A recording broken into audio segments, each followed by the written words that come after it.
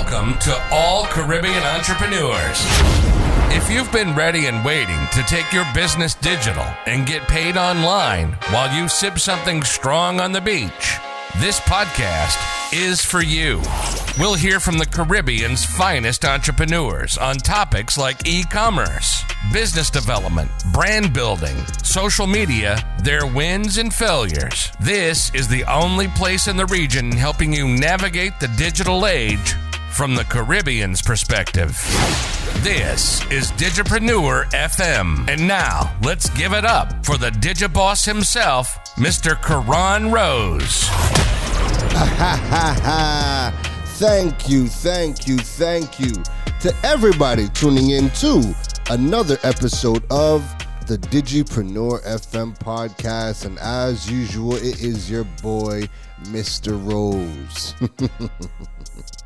DJ, you gotta fade us all the way out. You gotta fade us all the way out because we gotta talk to the people. We gotta talk to the people, folks. It is October 12th, 2022. And this is episode number 106. Episode number 106.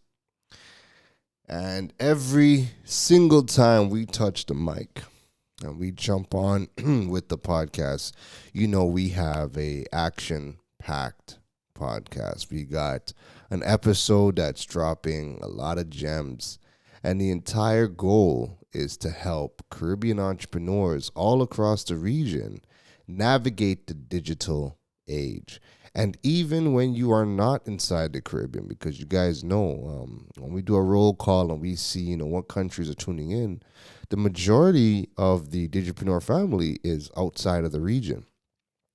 And one of the reasons why, people outside of the region are tuning into the podcast is because people are looking to either, one, do business in the Caribbean, so they're trying to figure out, how things work and, what are some observations that I may have had that's going to help them, do what they got to do. But then the other thing is that people are always on the look for information that they can take from another market and implement in their market, tweak it and localize that information and make it make sense for them. So that's something that, that happens all the time. All right. Now, in this episode, today's episode, right, I kind of woke up and I had a nudge to actually bring back one of our episodes early in the podcast. All right. So from time to time, right, because I always want to commit to 2 episodes a week and, 107 episodes later, because this is episode number, what did I say? Did I say 106 or did I say 107? Sorry, I meant to say 106. I was looking at something else and I seen 7. I was like, wait a minute, did I say 107? Nah, so episode 106. So 106 episodes thus far has been brand new content every single day. And I have a laundry list of things that I want to talk about, topics that I want to touch. And one of the things, one of the ways that I come up with content, the way that I do is that I tend to have I use a notepad in my phone, right? I use the notepad app, and any idea I have for content topics, I just make a long checklist. It's a never-ending checklist. I'm not somebody who likes to plan content. I know I have to do content, and I do content every single day in some form or fashion, right? Not every day is a podcast. Not every day is a blog. Not every day is a YouTube video. Some days it just might be some stories. It might be repurposing content. It might be, small content, but, every day I tend to create something. So when I'm creating content, I have this running list that I keep in my notepad. And because I'm not somebody who is going to plan out my content the entire month or 3 months in advance, I can't do that, right? Shout out to anybody that does. I can't do that. I tried. I failed miserably. Because what happens is There are days when I have to create the content. I might wake up and look at what I'm supposed to create, and I'm like, no, I have no motivation to talk about this or write about this or do a video on this. Right? Might not have no motivation for that topic whatsoever. But I'll have motivation to talk about something else, right? So for me, while I don't plan content, I know I create content every single day, and I know I kind of have my general rules. So I want to do 2 podcasts a week. I have the radio show that's every Friday. I do a written article in the Newsday. That's every single week. I want to blog every single week. I've kind of fell off with blogs, and not for any other reason than just that. I just do a lot. I just do a lot, and I haven't been in the writing mood for the blog because when I write for the Newsday, I have 800 words, so everything is 800 words. And I don't have to do all of the work that I have to do when I do my own blogs. So my own blogs is anything over, I tend to do a minimum of like 1,500 words, or at least 1,000 words, but usually I stick to 1,500 as a minimum, right? And then you have all the optimizations, the graphics, and it's not every day I'm in that mood. And I haven't really been in that mood for a little while, but I'm still doing a million other things, so allow me. But I gotta get back into my blog game hardcore.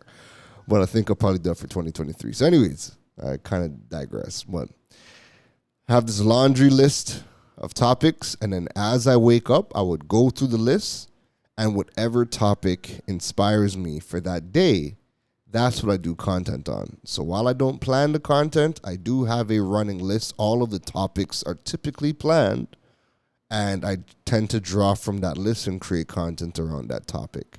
I just don't have a content calendar and say on Tuesday we're going to do this and that, right? And I got the nudge today. Like I told you in our last episode, the mood, the vibe, the energy in Trinidad and Tobago, where I'm at, it's kind of heavy. And it's heavy because, again, cost of living is going up. People don't necessarily know what to do, where this next money is coming from, what they should kind of be looking at or investing in, or how do I grow their business? I'm a small business owner. How do I grow? And then even some of the large businesses that have the money and the resources, but they're still not getting the digital side properly. And if they did, they would just make more money because they have more money to invest and yada, yada, yada, right? So I have an article coming out tomorrow on the top 20 side hustles that you could start for 2022, right? Going into 2023. So that's my article for Newsday tomorrow. But I had the nudge to bring back an episode from one of the early episodes in the Digipreneur FM podcast, right? Now, keep in mind, not everybody has heard all the episodes. And, I can see the numbers, so I know that we have grown a lot, over the past couple of months. And not everybody starts, off at the beginning. They just kind of pick up, wherever they start from. So they might see the latest episode and they kind of just start from there. They might go back 2 or 3 episodes. But ain't nobody, if you started recently, if you've joined the Digipreneur FM podcast family, if you've joined it recently, I highly, highly doubt you would have gone back, to episodes, before 20, 30, 40. I highly doubt you would have gone back to those episodes and taken them in, right? So today I'm bringing back an episode. It's episode number 9. And I think it's very important. I would have done I was even thinking about, bringing back the topic and redoing the entire episode, but you also got to work smart, right? And this is the beauty of when you have content in the bank and you could repurpose content, right? So I want to bring back episode number 9, and that episode I think is kind of fitting for what's happening in Trinidad and Tobago. I know many people have not heard the episode, and people who may have heard episode 9. This is probably going to be a good reminder because there's a lot of value in this particular episode, and I think it's fitting for what's happening right now. And episode number 9 was how my side business generated $300K with no ad spend. How my side business generated $300K with no ad spend. And and this was 2020. So this was when I still had my Droid Island business. And at that point in time, I didn't do any ads whatsoever for Droid Island. And it was just content. It was content. And not just making social media content, but making content on platforms that were Googleable, right? So my website was a major, major, major win for me because you have your website, you learn about SEO, you learn how to be Googleable. And then because in the Caribbean, the businesses are still slow to adopt tech. But the customers are not. The customers are adapting, right? The businesses are slow, but the customers are adapting. So what that looked like for me is my competitors don't have websites. My competitors haven't learned SEO. So my competitors cannot be found for many of the things that we're selling. Even if we're selling the same product, the customers would jump on Google and type in, hey, I want the Huawei P10. And then you realize, wait a minute, there's nobody that has it other than Droid Island. And then because I was drop shipping, now there are people that, they want their products like today for today. They want to drive it and come pick it up. And because I had the online store and we were drop shipping and it would take you a week to 2 weeks to receive the device, some people needed their devices right now. No problem. I had never had an issue with that, But then people would be like, okay, no, oh shoot, I would have came and bought it right now. Do you know anybody else that has it? Now, I typically do not promote my competitors, right? If I know like there was 1 or 2 people I was cool with, and if I knew they had the device right then and there, and the customer, if I felt like the customer, like they needed it now, for now, I would have put them on to my Connect. But sometimes you have customers that are just like, damn, I wish I wanted to get it today. And you can kind of sense that they're okay with waiting if they've exhausted their option that they can't find nobody else. So what would happen is they go on Google, they don't see anybody else. So then they ask me, do I know anybody else that has it, right? And again, I would just kind of use my discretion. If I felt the urgency with people, I'd put them onto my contact, and then they'd go to their stores and go and pick it up, right? But again, I wasn't selling all of the same products that even my colleagues were, right? So for me, I never sold any Apple devices. I never sold Samsung products. I was focusing on all of the top brands that typically nobody else was selling in Trinidad. So that also made me stand out from the rest of the market as well, because they're 9 out of the 10 times there was nobody else selling the same products as me. And if they were, I did not know, and I could not find them. But my colleagues, for the most part, weren't selling the same products as me. So they would always get, when people called and they'd be like, they want products that I didn't sell, they got the call automatically. But then, again, sometimes I would use my discretion. If they're calling about a product that we might sell, judging by, if they responded, how they responded, if they needed like right now, I put them on to my colleague. If I felt like, this person would order from me, they just need to exhaust their options, and then they're going to come back and order, then I'd just be like, no, I don't know anybody else that's selling it. Did you guys try Google? And they would be like, yes, we looked on Google, we asked on Facebook, we checked out people's,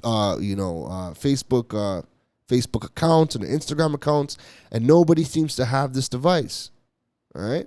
And then they would come back, and then they would place the order online.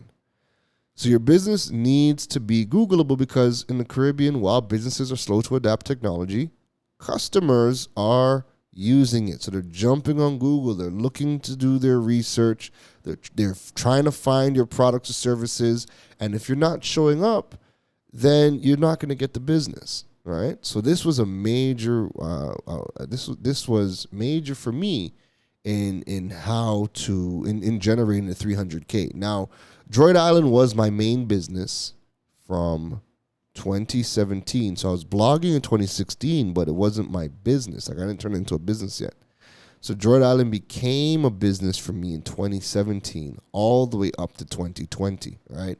And in 2020, that was the year I made the most money from Droid Island by spending the least money. So in the years prior where I had the physical store, your expenses take a large chunk away. When I had the physical store, when I was running ads, the expenses took a lot of the money that I made. But in 2020, that side business. Droid Island was my side business at the time because I was it's 2020, Karen Rose is online business strategist, digital strategist, e-commerce strategist, and we're focusing on those things, right? And Droid Island, I didn't spend no money on ads. It was just making content and content and being Googleable had sales coming in left and right. So while I'm focusing on something else, just because people are searching for the products, people are finding my website, placing their orders, and I'm fulfilling it and having it sent out. So I'm not stocking the products, right? I don't have a physical store, so it's 100% online. I'm not accepting cash. People are paying me via bank transfers, credit cards. Heck, if people didn't even have any digital means, they could go into the bank, make the deposit, and then they'd finish their order online, and then they would just email me the bank receipts, right?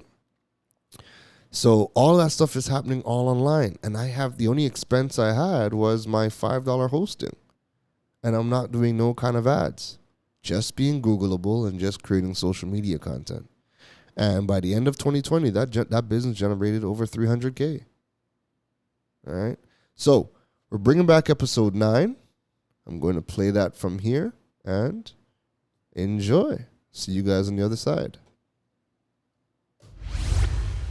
This episode for today, we're going to be talking about how my business was able to generate, not just my business, but my side business, how my side business was able to generate 300K during the pandemic without $0 in ad spend. I know it sounds crazy, but it can be done. Well, I'm going to show you, I'm going to break down how I was able to do it. And it wasn't until the end of the year where I was just going through, my CRM to see, what platforms gave me the most traffic, what blogs generated the most revenue for me, because we can track anytime we put out content on our websites. We can track to see, what is getting the leads, what is leading to actual sales on our platforms. We can track all of those things, folks. We can track all of those things. So I'm going through everything, and then I get to the totals, and I'm like, wow, it didn't really hit me that this is what we did. This is the amount of money that passed through the website, because again, we're in Trinidad. So there are still people that, while you can, train your customers to pay you, via the website, there are still going to be those people that want to use other channels to pay you that don't come through the website. So when I looked and I seen that my website, 281K passed through the website alone, I was like, wow, because when we tallied up, the offline transactions, we were well over 300K, and that was my side business. That was Droid Island. Droid Island was able to do that, and it got almost no attention from me in 2020. The only thing I did, well, I'm going to be breaking down exactly what I did, but I spent no money on ads.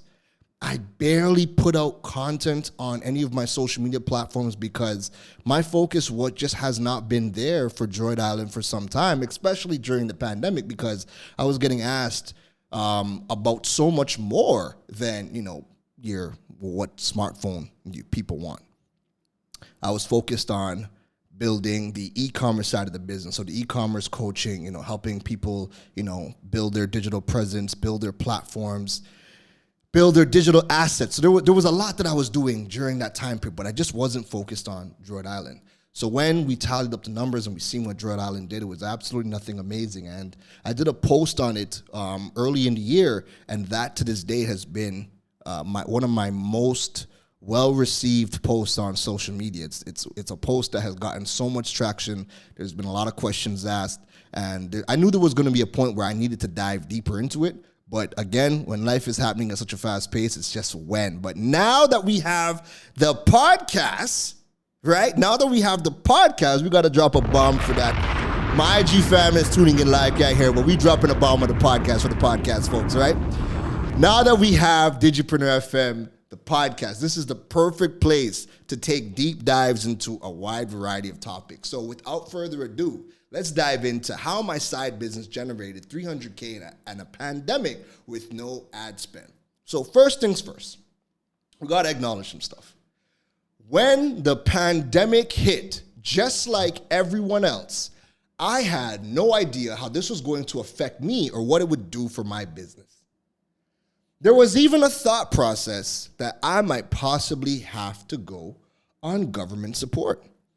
Now, I am not somebody who I want to rely on anybody to give me anything. And this is no knock on anybody that has to go on government support or government assistance. This is no knock on nobody.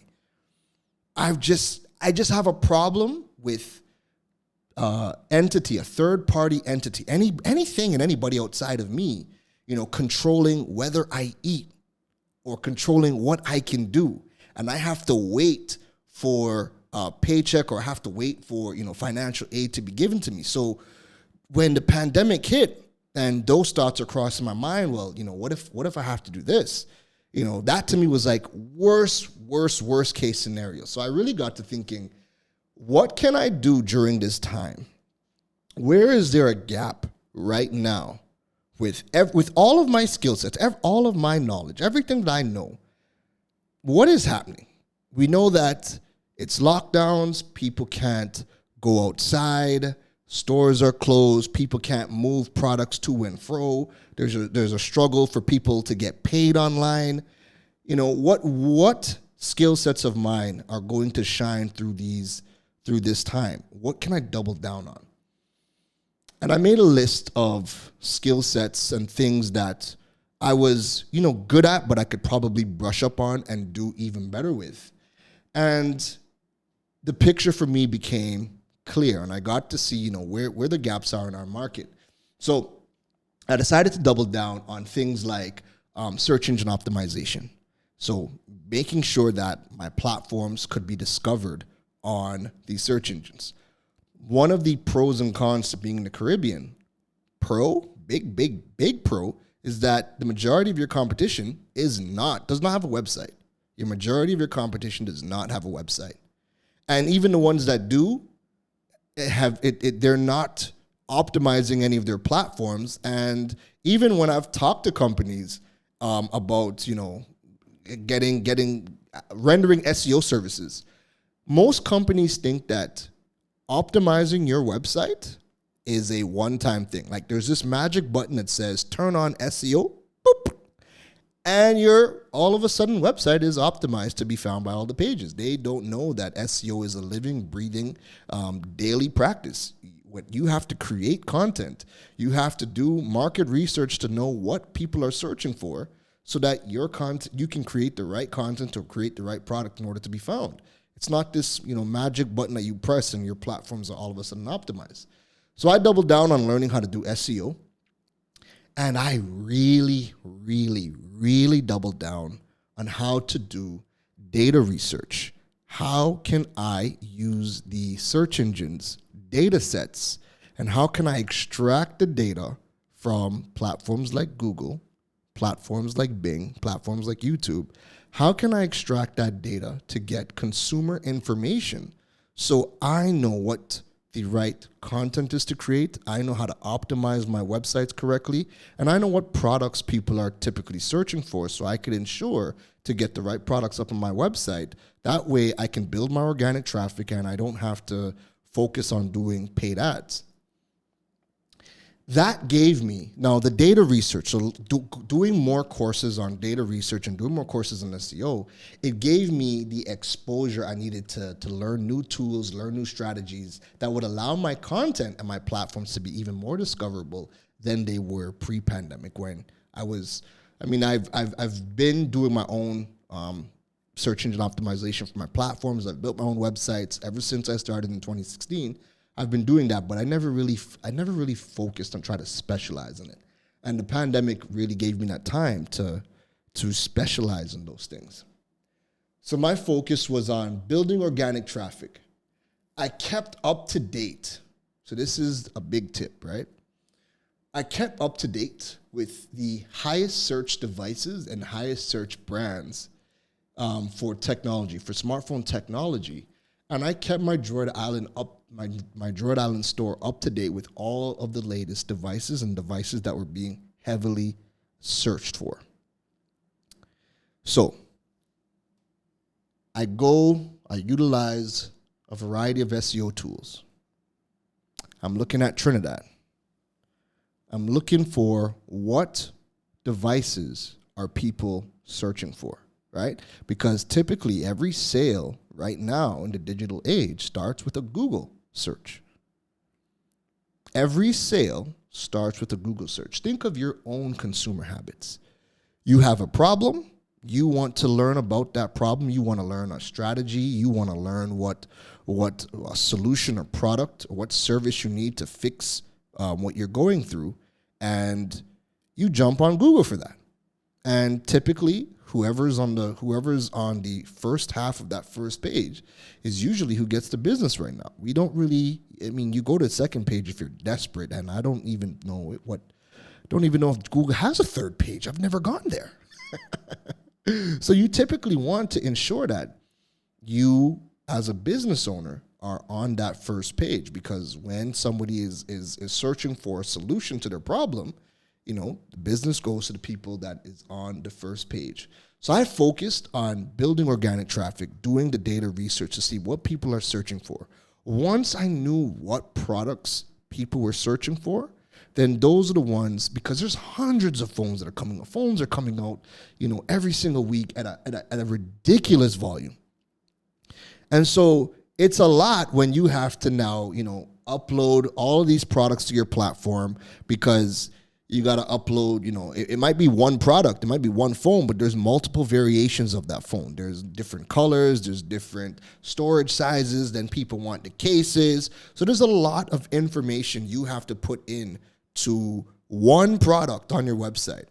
Now, as a one-man band, as much as I don't mind doing the hard work, man, you gotta work smart. You have to work smart, because if I were to, take every single product that my suppliers had and upload it to my website, I would never finish.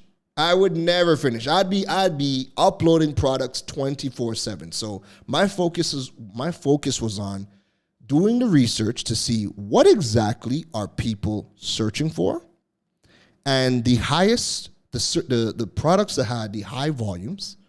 I knew that, okay, one, if it's a high volume search in Trinidad, I definitely have to get those things up on the website. And then what I would do is, I've always paid attention to, which markets in the world have the highest volume sales for smartphones. So the number one market in the world is China, then it's India, then it's the US, right? So I would then look at those countries, and I would look to see what are the hot sellers in those particular phones. Not hot sellers. I would look for what are the devices that have the highest search volume in those countries. So if I know that Xiaomi is killing it in China, and that's the number one market, I'm also looking for which Xiaomi devices are the hot sellers. Because if it's hot in China, if it's hot in India, and if it's hot in the US, then there are going to be people in Trinidad who are following the smartphone news, and they're also going to be looking at those particular devices as well.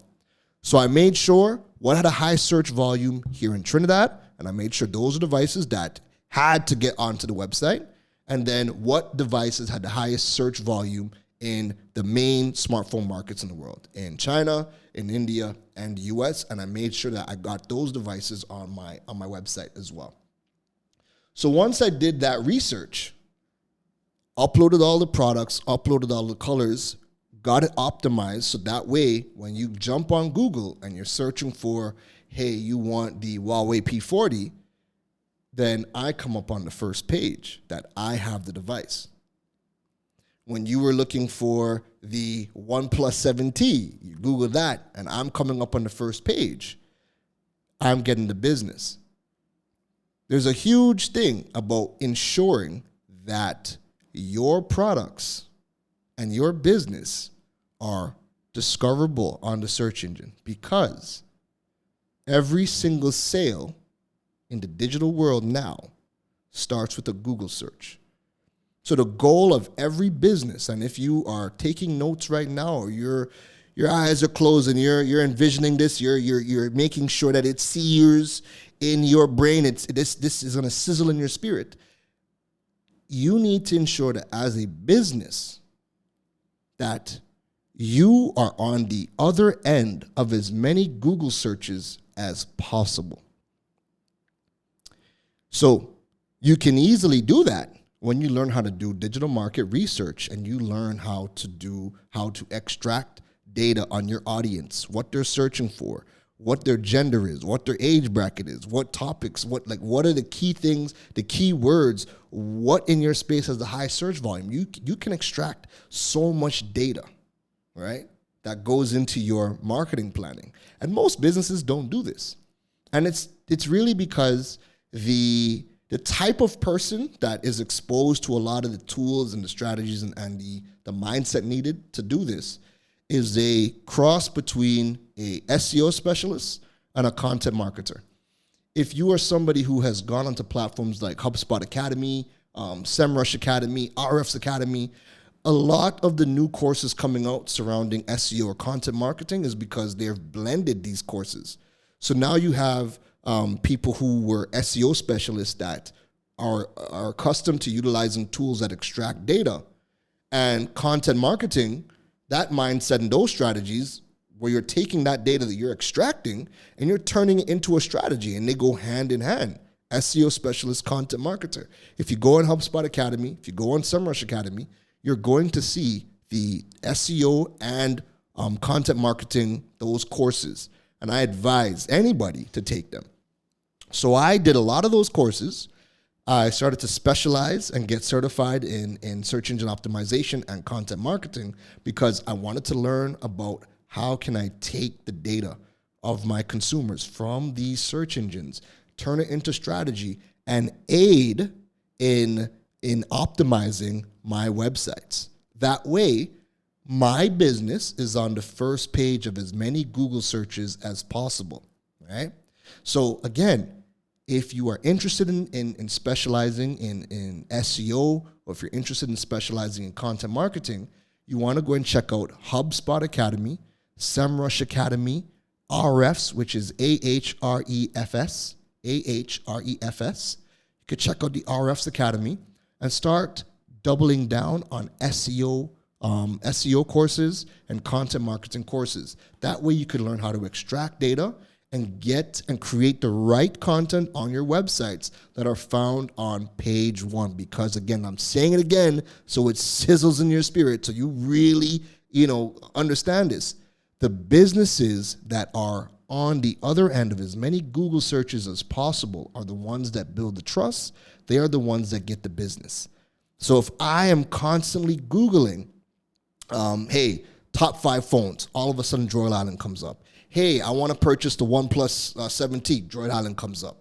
Hey, I want to, how do I, insert a SIM card into my phone? And Droid Island has a.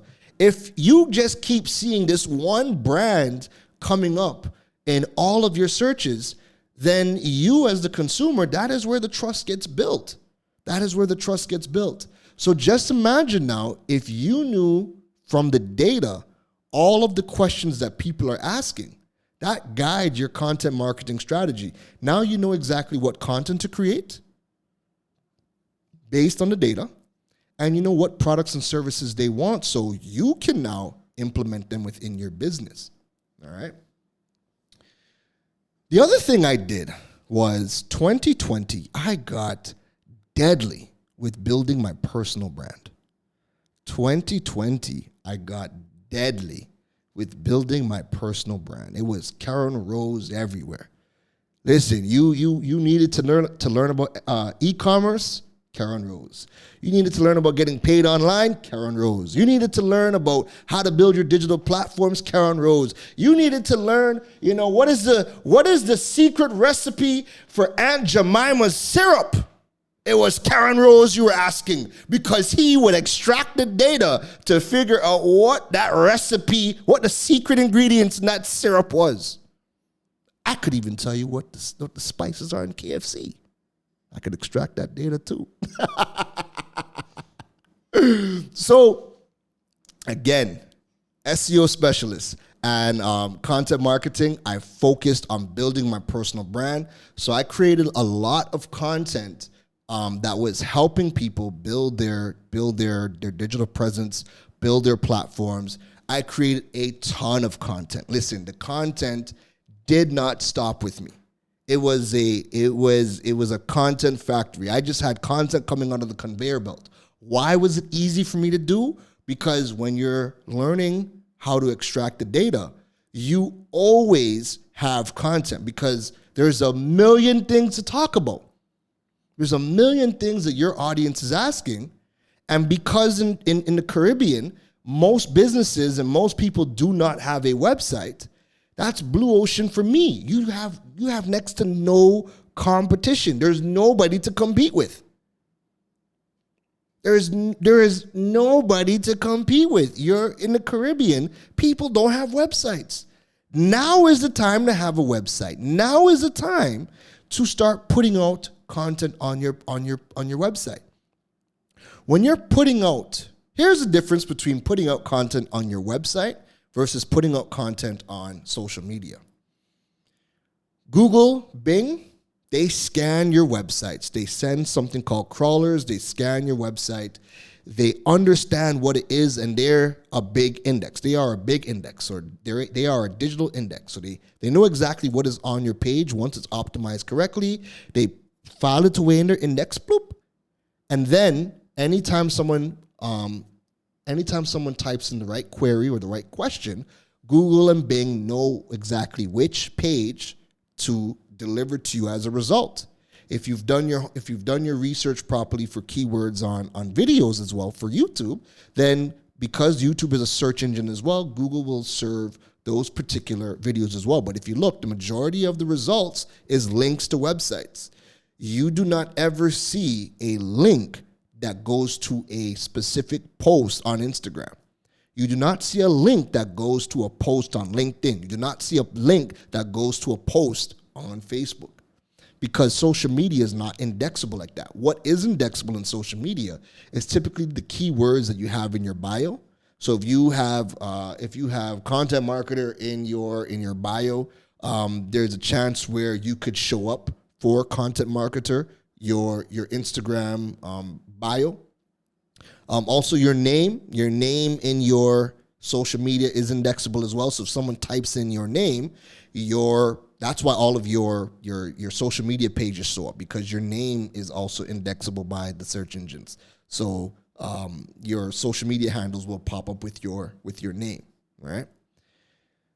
So if every sale starts with a Google search, then it only makes sense for you to build content on platforms that are searchable via Google. Because we cannot go on social media. We cannot go on Instagram and say, hey, what's the secret recipe for KFC? We ain't getting nada. We ain't getting nothing. Nada. Right? But if I Google what are the secret herbs and spices for KFC, I could see a laundry list of conspiracy theories. Right? I'll get results. The point is I'll get results, right?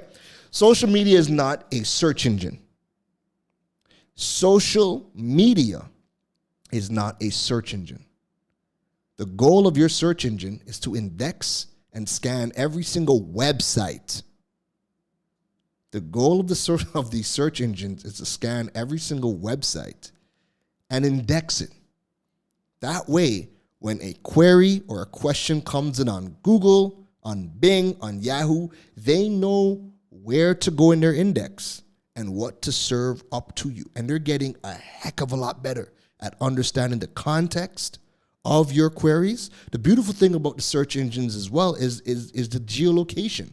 So it is always going to show you what is in your country first. What are the results in your country first before it showcases anything on the outside?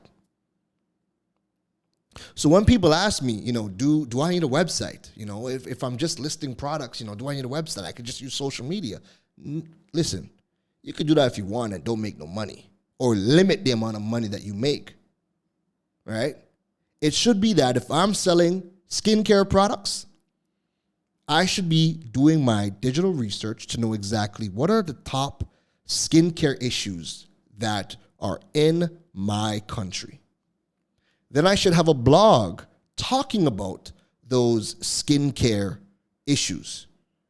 And even if it's not a full-out written blog and you do a video and you embed the video on your website, right? Or you have it uploaded on YouTube, because YouTube's a search engine as well, and then you embed the YouTube video on your website. That way you get a double whammy of discoverability, because you have Google and Bing and the search engines indexing your website. So your video is embedded on the website, right? And then you have it also on YouTube, which is a search engine. You should know all of the top skincare issues in your country. You should then create the right blogs or the right podcast episode or the right video addressing the skincare issues. And then there should be a direct link to your product or solution that solves the issue that you're talking about. Mind blown. But when we do it on social media is for us to be social. Social media is for us to build that community. Social media is for us to do the behind the scenes, put out content, but it's not searchable on the search engines. How many of you listening to this podcast right now, how many of you realistically, unless you're stalking somebody, how many of you scroll down weeks of posts on somebody's Instagram feed? How many of you guys actually scroll weeks of posts on Instagram? I don't. Facebook, even worse. I'm not scrolling on Facebook. I'm not scrolling on Facebook. If I go to your page, I just want to see your business information. I hope that God you have a Facebook shop so I can click on the shop, see all your products and services, and then organize myself. LinkedIn, I'm not scrolling on LinkedIn either. All right? I go to Google and I Google. And whoever comes up on the first page gets my business. All right? So if I have been obsessed, the cameras are on me a little bit more now, so I got to make sure my skin looks good. I got to make sure my beard looks good. So I'm constantly looking for, what is the best skincare routine for men? What are the good soaps, the facial soaps? What stuff do I need to groom myself and look good so when I show up on camera I look half decent? And the people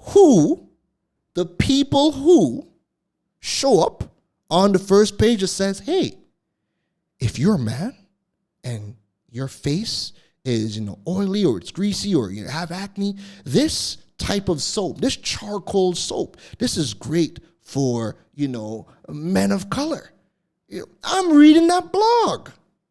And if it really educates me, if I feel enlightened after that blog, if you were able to give me value for free, well, the rule of reciprocity exists. If you give me, I'm going to give you. So if you're giving me information and you're educating me on how my skin can glow, then I'm going to buy your products. I'm going to buy your products. If you're giving me information, then I am going to buy your products. And the information has to be good. It can't be no, hush-posh. It's got to be good. So we're talking how my business generated $300K in a pandemic, right? So I started off with, looked at my skills, seen where the gap was in my own skill set. I decided that, you know what, I needed to brush up on learning SEO, search engine optimization, so I could optimize my content. I also needed to learn how to properly do better data market research, so I could extract all of the data from the search engines so I could turn it into content. So I also understand my audience, see what the top devices were that people were looking for in my country, look at the top markets in the world selling smartphones, see what were the products that had the highest search volumes over there, and ensure that my website had those products and optimized on it. Because if it's one thing I will tell you guys is that web traffic equals opportunities. So the more traffic that comes to your platforms is the more opportunities that your business has to sell to clients. And when they come, they got to like what they see, right? So you got to have a nice, good-looking, easy-to-use website that's not taking a million years to load up. You got to make sure that your website is up to date, that the products that you do have are all in stock, right? Make sure your products are in stock, all right? Focus on ensuring that your brand is discoverable. Now, when people hear the word SEO, they tend to think of what SEO meant, 3+ years ago, 5+ years ago, where SEO, search engine optimization, was this extremely technical thing. And in 2021, SEO now is all about discoverability. Learning how to get the right data, learning how to optimize your websites and your YouTube page so that it can be found. SEO equals discoverability. The more research that you do, so the more courses you do on SEO and you get involved in the tools that extract the data, and you're taking those content marketing courses, so you're learning how to take that data and turn it into a strategy, and then you're creating the right content on your platforms, then you have it optimized, and now it can be discovered on the search engines. More traffic equals more opportunities, right? The higher chance of your brand and business, your products and services are going to be discoverable on the search engines. And again, as we said, the businesses, every business, their goal should be to be on the other end of as many Google searches as possible. So everything that people are typing into Google within your space, we should be seeing you on that first page answering those people's questions. All right? So now I got a lot of business simply because nobody knew my competitors existed. And people would ask me, hey, you know what? Okay, I want to buy this product. Do you know anybody else that has it? I'm not telling you. I'm not doing my competitor's job. If my competitors have not done their due diligence to make sure that their products and services are found, I'm not doing their job. So if a customer asks me, do I know anybody else selling this? No, I don't know, right? But I got a lot of business simply because when people Googled, I was the only person selling phones that people were particularly looking for. Plenty of people selling the phones, but they have no website. They're not searchable. So, unless you know their name and go on their Facebook page and scroll through all of their posts to see their latest product list, who's doing that? Right? Customers ain't doing that. Unless they see it by happenstance, customers ain't going and scrolling through your feed on Facebook to go look for your price list. We're going to Google the specific phone that we want. And if you show up, then that is what we want to go and buy. So I got a ton of business simply because my competitors were not able to be found by the consumers. And people just had to deal with me. Now, one of the reasons what made Droid Island super profitable is because I'm going to let you guys in on a little secret. I mean, you guys know me. If you guys have been tuning into my content for some time, you guys kind of know me. I tell all. I want you guys to win. The more you guys win, I win too, right? So the reason why Droid Island for me was always profitable is because I have no expenses for Droid Island. I don't have a physical store. I got rid of it back in 2018. I barter with my hosting provider. So I used to pay $5 a month for hosting. I barter with my host, so I don't pay hosting fees anymore. And most importantly, you guys ready? You guys ready for this key? You guys ready? You ready for this key? Drop shipping. I saved a heck of a lot of money by switching to drop shipping. Where's the Geico lizard when I need him? Save 100% of your car insurance by switching to Geico. I need something like that. I need the gecko to come and say something like that for me. I saved. Listen, when I had my physical store, man, I was spending like upwards of like 40, 50K because you had the physical store. You have electricity you have to pay. You got the AC that you have to maintain. You have to buy the products and bring the products in and stock them. The minute I closed my store and I started to focus on content marketing, the minute I closed the store and I started to put all of the products on my website and I turned my blog website into an e-commerce platform that had all of the products listed and there was a payment processor on the website so you could add to cart and purchase, business became really profitable because now I don't stock anything. So put this into perspective now, right? I'm doing the research, finding out what are the hottest selling phones, what are the hottest the highest searched phones. I'm ensuring those products are on my website. That way, if I know that these phones have a high search volume, they're listed, there's a very good chance that people are going to search for it. They're going to see my products, go to my page and add to cart and order. I'm not paying a store rental fee, right? I'm only online. I barter for my hosting fees, so I have no hosting fees to pay. And I drop ship. I do not stock any of the products. So once people go to my website and order their phone, I get paid up front. Drop a bomb for that. My IG fam is looking like, what drop? What bomb? Got to drop a bomb for the podcast fam, though. Drop shipping changed everything for me because now I'm not stocking no products. I have no overheads. Droid Island just ran itself. The only thing I needed to do was ensure that the website was live and ensure that I did my homework on what people were looking for, uploaded the product information to the platform, make sure it was discoverable, and once people were finding it, then I would just wake up to new order emails. And because drop shipping is a fulfillment method where you don't stock the products, so you take the money up front for the products. Once people place their order, then you order from your suppliers and have it shipped out to them.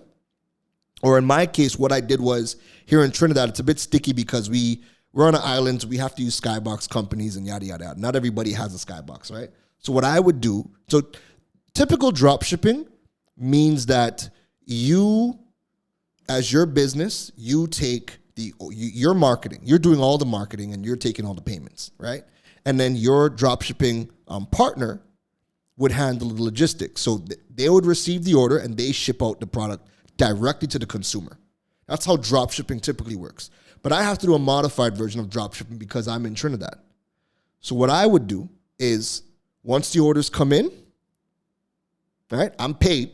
I done got my money, cha-ching, cash out, right? I got my money. I would then place the order with my supplier, and they would send it to my skybox in Miami. And the skybox partner would then deliver it to my house. The minute a product is delivered to my house, I jump on to my local courier, Sped, jump onto Sped's website, create a request to send a courier to come to my house and pick up. They send a courier. The courier collects the device, and then they go deliver it anywhere within Trinidad and Tobago. I create the request digitally. The courier comes, collect the device, deliver the product anywhere in Trinidad and Tobago. And I've been paid already. I have no overheads. All I'm doing is putting in time. Time to upload the products and time to do the research. All right? So at the end of 2020, when I looked at the website and I see in my CRM that we had over 280K in sales through the website, I was like, wow. And then when we tallied up everything, all the offline transactions, people who were making just direct transfers to me, and we were well over 300K. I was like, this is what I imagine. This is what, I really imagine digital entrepreneurship being about. Being able to sit in my room, create a website, doing research on what people are looking for, ensuring that the products are on my website and that they are discoverable. They have the right keywords. I have the right products on the website. I'm using the right keywords. My pages are optimized so they're found. I spent no money, zero, nada. I spent no money on ads for Droid Island in 2020. I spent none. All I worked on was organic traffic. And the beautiful thing about organic traffic, after the average post on social media lasts 48 hours. After 48 hours, that thing's dead. Organic traffic is evergreen. And as long as you have done the homework and you have used the right keywords, you've done the homework to know exactly what to create, and you've created the right service, the right product, the right headline, right? As long as you've done that homework, then it doesn't matter when people are going to be searching. People can search. Listen, if I pull up my Google Analytics and my Google data, there are blogs I did in 2017 that are still the highest viewed page, or the page is generating the highest traffic on my website in 2021.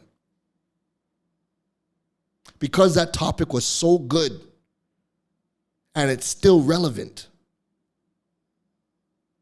People are still searching for it, even though I wrote that blog back years ago.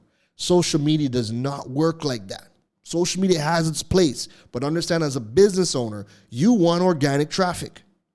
The more organic traffic you can build to your platforms, people are going to be consuming your content from now till that kingdom come.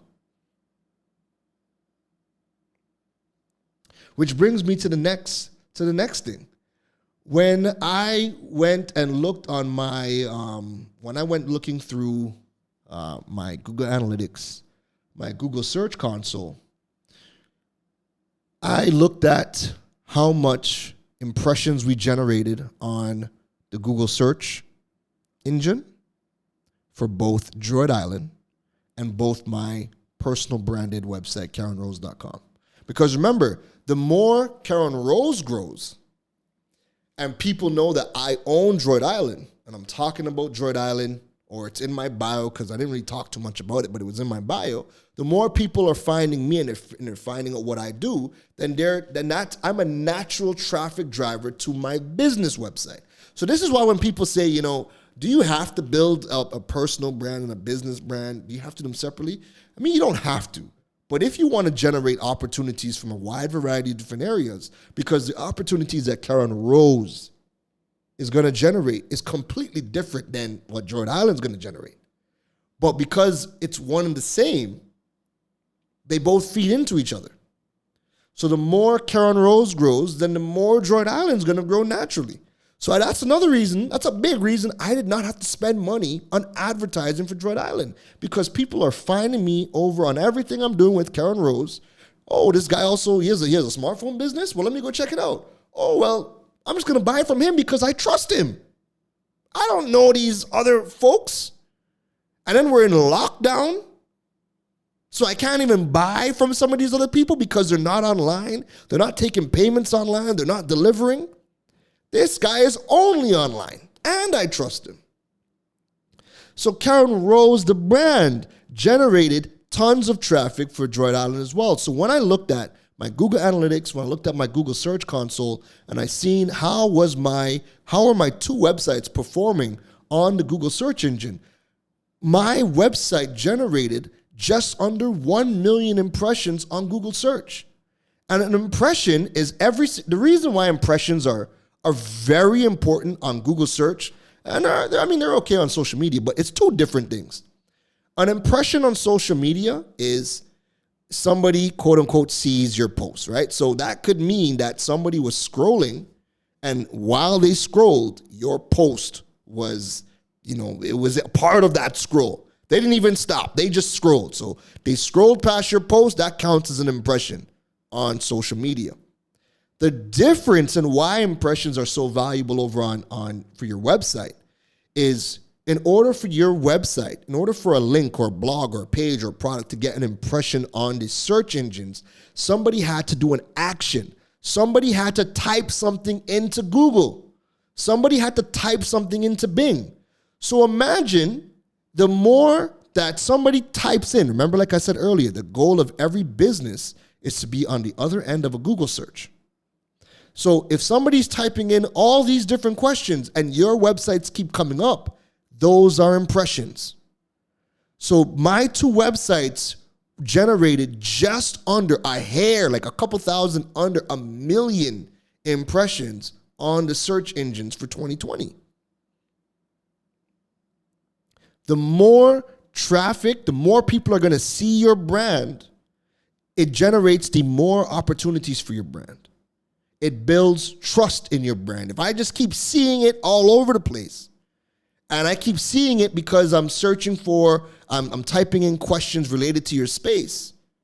How do I do a SIM swap? Who is the best telecoms provider? What are the top 5 phones right now? If I just keep seeing your brand answering all these questions, it builds trust.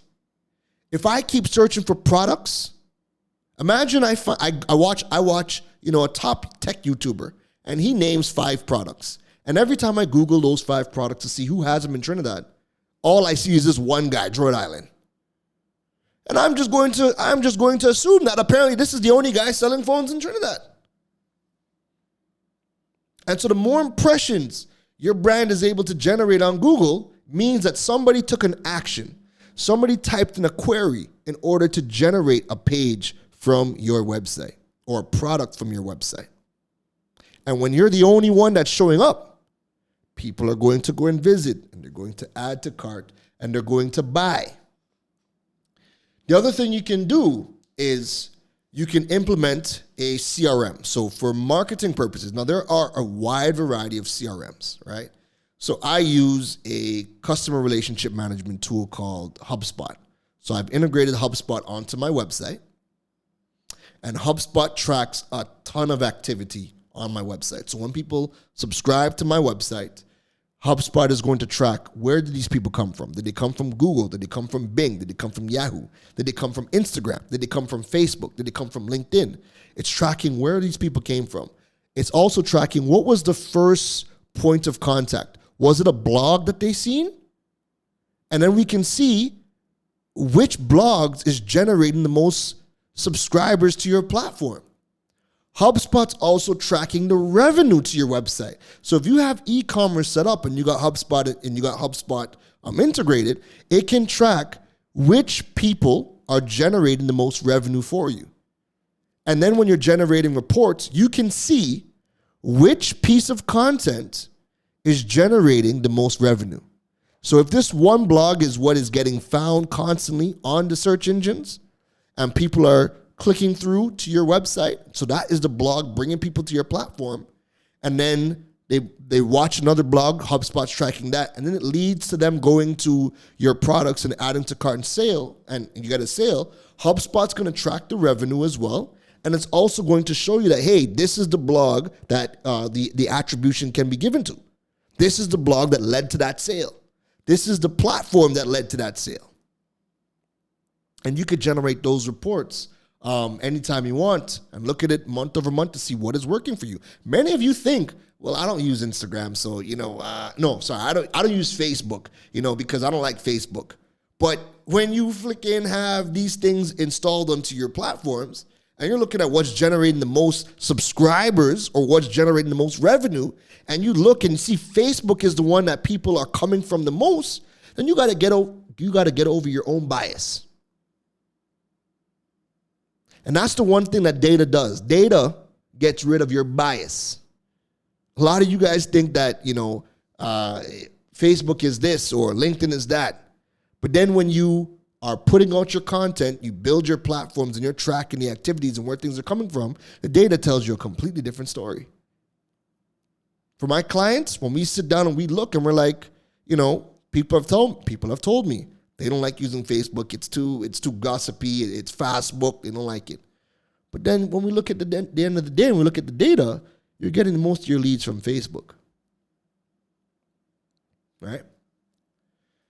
So folks, focus, and I'm going to stress on this. I want you guys to focus alongside, building your website, building your business, I want you guys to focus on building your personal brand as well. Because they can play very well together, right? They can play very well together. Your personal brand can generate leads for you. Your personal brand can get you in rooms that your business can't. Because even if somebody doesn't buy the product from you, people can reach out and ask you, hey, I want to interview you because I want to talk to you about how you built that business. I want you to show me how you were able to build that business. Can we do some courses on how you were able to do that? So your personal brand will allow you to do things that your business brand can't. So food for thought. And so just want to quickly recap. All right.